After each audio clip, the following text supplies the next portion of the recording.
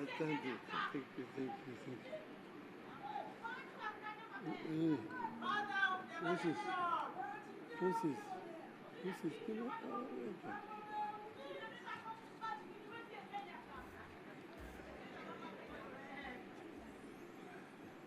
Asante. Thank you very much. You may be seated.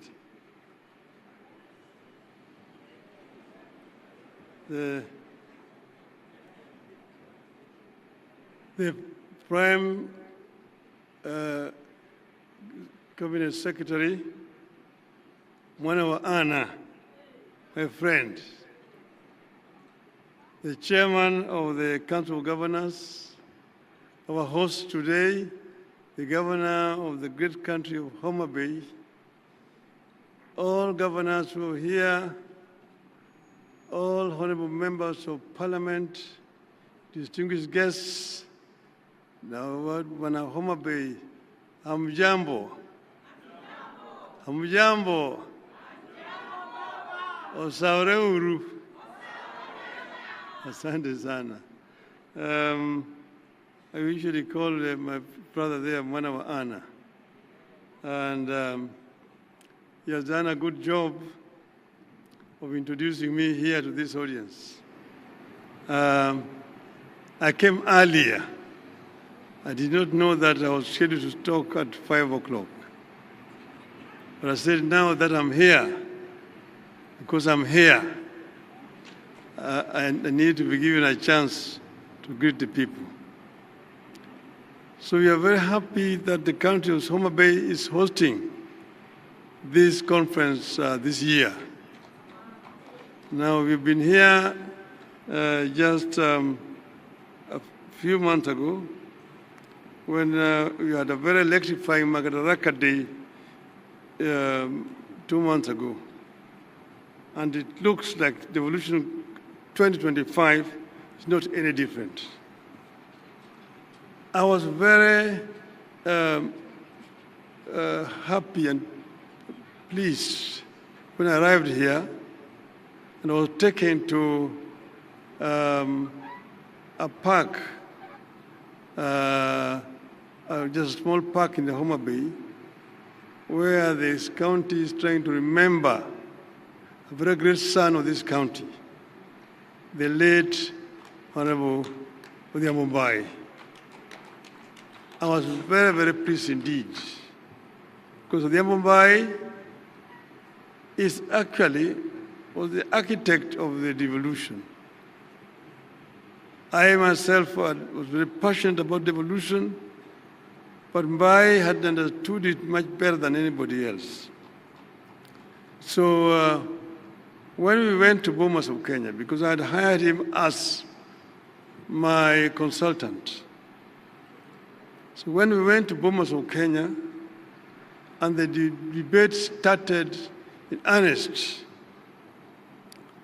and then I asked the chairman to give Mbai a chance to address the audience. When he spoke that day in Bomas of Kenya, and he spoke for nearly 10 minutes without break. And by the time he finished, the whole hall backed into cheers, and they all cheered by and said that that gentleman should be the chairman of the Devolution Committee. And that is how it became, that Mumbai became the chair of the Devolution Committee. And as the chair of the Devolution Committee, he navigated very dangerous corners, because as you know, I've been mentioning several times that devolution had then and even today very powerful enemies. He was able to create proper benchmarks to be met, and because of that he became a marks person. And as I've said several times, Mbai would not see the new constitution. In broad daylight, in front of his children, they moved in to his house and shot him and fatally wounded him. So it is fitting that today we are here actually celebrating this day in Homa Bay, not very far away from Bai's home, right just next door here. And today I really want to make an appeal to the Council of Governors, because Bai left a young family, young wife and children. And if the Council of Governors can see it fit that you get a kind of a fund, a small fund, you can just put in 5,000 shillings a month, that will go a long way to help the family of the little Mumbai. It's an appeal. But then, let's get back to business. And let me begin by declaring a familiar interest. I believe in devolution. I believe in more, not less devolution. I believe in a balance of power between Nairobi and the counties. None should stand in the way of the other. I believe in strong county executives oversighted by equally strong county assemblies. I believe in a Kenya that sees the strength of each of the 47 counties as the strength of Kenya. But let me say, county government are supposed to be oversighted by county assemblies, not the Senate. So therefore, it is unnecessary for Senate to be summoning governors to go to appear before senators in Nairobi. Only the public accounts and the public investment committees should summon not even governors, the chief executives of the county government. It's a waste of time, all the time summoning governors to come to appear before parliamentary committees. Centralism still has strong supporters, but I believe its days are in the past. Centralism comes with some bad habits.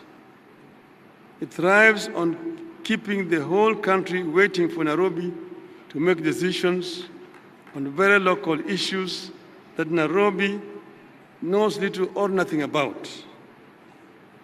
Devolution beats centralism at allowing local people to make decisions on local issues.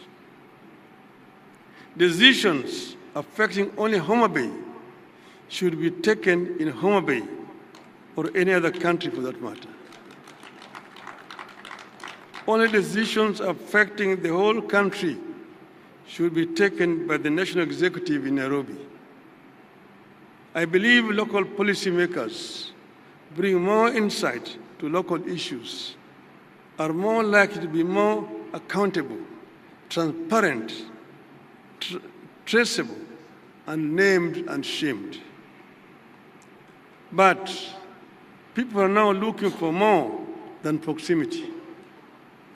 They are looking for performance, productivity, and partnership at every level of leadership. People want counties that are economic powerhouses, not mere administrative units. And you know, we're here because of historical circumstances. We had bigger units, you had regions which had what you call economics of scale. But enemies of devolution undermined that arrangement. Our focus must now be on leveraging devolution to achieve increased productivity and delivery of efficient and quality of services. Devolution for the people, for prosperity. People need more integration and coordination, not just between the county and national government, but also between counties. We want to see Wajir, for instance, having more collaboration with Garissa or Machakos with Kajiado. and complement each other instead of competing for destruction.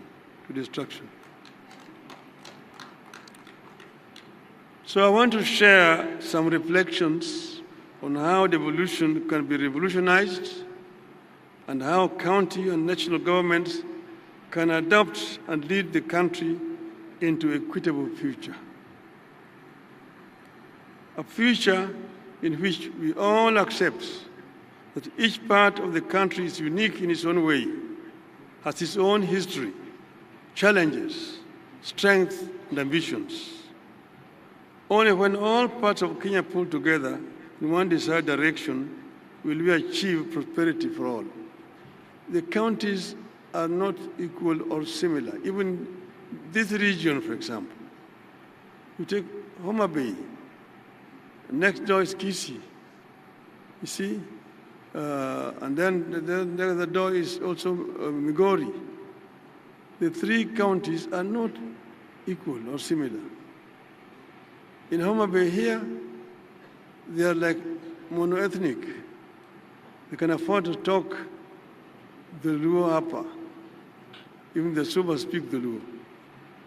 In Kisii, in Kisii they're also monoethnic. When you go to Migori, they are bilingual. There are Koreans there, and there are the Luos there. So you cannot speak Luo in an assembly in Migori. See, in Kisumu, next door, different from Homa Bay. Though they share the lake, Kisumu has an international airport. Kisumu has a railway line. Homa Bay does not have a railway line, does not have an international airport, and so on and so forth. So counties differ. So, where are we at this stage? Devolution is a process, not an event. It is about finding a balance between national and local aspirations. In this regard, we have made some significant progress. The most important step we have made is to make it the core principle behind devolution widely accepted. The principle of doing locally what is best done locally, and nationally only what is best done at the national level. But devolution must undergo continuous review and reinvention. The world is changing fast. So is Kenya. In 25 years from today, just from today, we will be in a Kenya of over 80 million people. Look at 25 years from today, it's just a turn of the century. And today is 25 years from then. From 25 years from now, we are going to have 80 million people living in this country. The eyes of our people will be on their counties. Our counties will either be engines of innovation or bottlenecks of frustration. The choice is ours, and we must choose boldly. We need to watch against the transfer of power and resources from Nairobi only for the same to be hoarded at county headquarters. We have to continuously ensure local communities access the devolved power and resources and have the power to decide where funding goes and how the services and projects are run. The formulation of county integrated development plans must therefore be more serious and truly consultative, not mere procedures. Those CIPDs, DPs, must also be implemented to the letter with much more regular references to the people. Needless to say, we have to cut the controlling hand of the national government. We must continuously push the national government to stop micromanaging counties. We must constantly fight off the national government's instinct to hoard power and resources. But let me be clear. References to national government's bad tendencies is not a call for a war between the two levels of government. In all devolved systems, getting money and power from either level is always a struggle. You have to treat the contest as an integral part of the strengthening of devolution and the reason for the two governments to build good faith. In fact, even as that task continues, I want to propose that there be some incentives arrangements between the national government and the counties, through which the national government will reward those counties that deliver the best services in areas like poverty reduction, youth unemployment, and environmental conservation. We need to come up with more transparent and independent performance reporting at the counties that gives the public more access to data that it can use to evaluate the performance of their county against others. That data will enable citizens to know, for instance, where it is easier to start a business, access healthcare, do farming, move goods to markets, etc., enabling our citizens to make informed choices in their socio-economic activities. We need a digital devolution in counties. County services, from business permits to healthcare appointments, must be accessible online, in real time, and in local languages. This should go a long way in fighting the scourge of corruption that is taking very deep roots in counties. Our counties must move from being consumers of transfers to producers of wealth through county-led industrial parks, energy autonomy through solar, wind, and small-scale hydro projects, and smart agriculture hubs, among other areas powered by technology. Our Constitution clearly stipulates that the two levels of government depend on each other. That cooperation should help us to do away with, not enhance, duplication that results in wastage of time, efforts, and money. Even as county and national governments cooperate, there must be more clarity on roles and responsibilities. Some confusion is beginning to creep in, and accountability risks being lost in the process. We must continue demanding that counties be granted full control over all devolved functions. But we must also demand to see what difference the counties are making in increased devolved resources and functions. At the same time, we need to bring more areas into the devolution fold. Our constitution making was characterized by negotiations and give and take. To avoid a war, for example, with NAT, we only devolve early child development aspect of education. Because NAT had threatened us that if we devolve education, they are going to mobilize teachers to oppose the new constitution. And that's why education was not fully devolved. We must now break the cycle of managing our schools from far away in Nairobi. The time has come for Kenya to devolve education up to secondary school. It makes no sense to see a Minister of Education going to Marsabit, to Garissa, inspecting primary school structures or construction. It's a shame, because that is the work that should be done by the governor of the counties there. The time has come to devolve education. In the interest of efficiency and better service delivery, all money is currently managed by the NGCDF and NGAAF should be surrendered to counties. When CDF was formulated and promulgated, the people of Kenya were seeking an equitable distribution of natural resources which had been denied through an imperial presidency. Most of the work here was basically left to Harambes. He wanted to build tuition build block, Harambee, dispensary, Harambee, and so on. Since that time, everything in the system of governance has changed.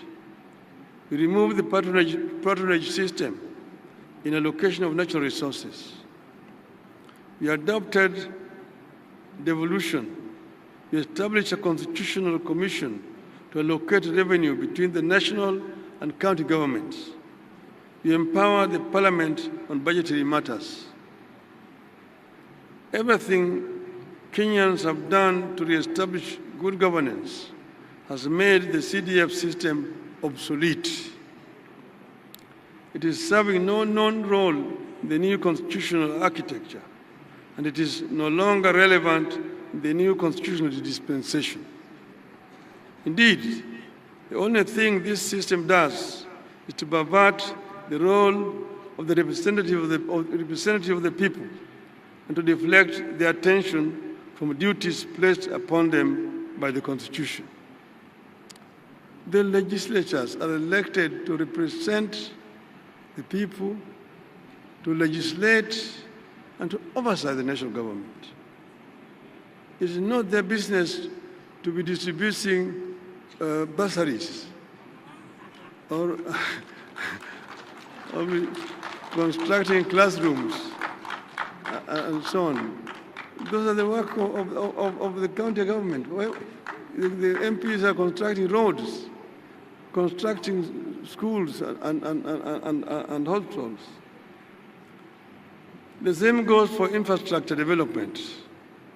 There is no reason for Nairobi-based agencies to continue flying over counties and construct roads in our urban centers and within our counties. I strongly believe that time has come for the authority over urban and rural roads to be handed over to counties, while the national government manages international highways and national trunk roads. I was the Minister for Roads, Public Works and Housing. I'm the one who took the bill to Parliament to create Kera, Kura, and Kenha. But that was under a unitary system of government at that time. With a devolved system of government, there's no need for somebody sitting in Nairobi to be in charge of rural roads in Homa Bay or Kiambu or Lambu, for example. So this is an idea whose time has come.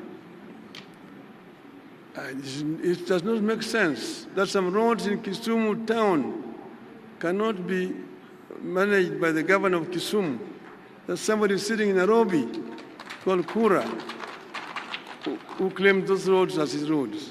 The same thing in Mombasa, Eldoret, Nakuru, and so on. I know the better way to power this economy there's no better way to power this economy than to have major road construction works going on across all the 47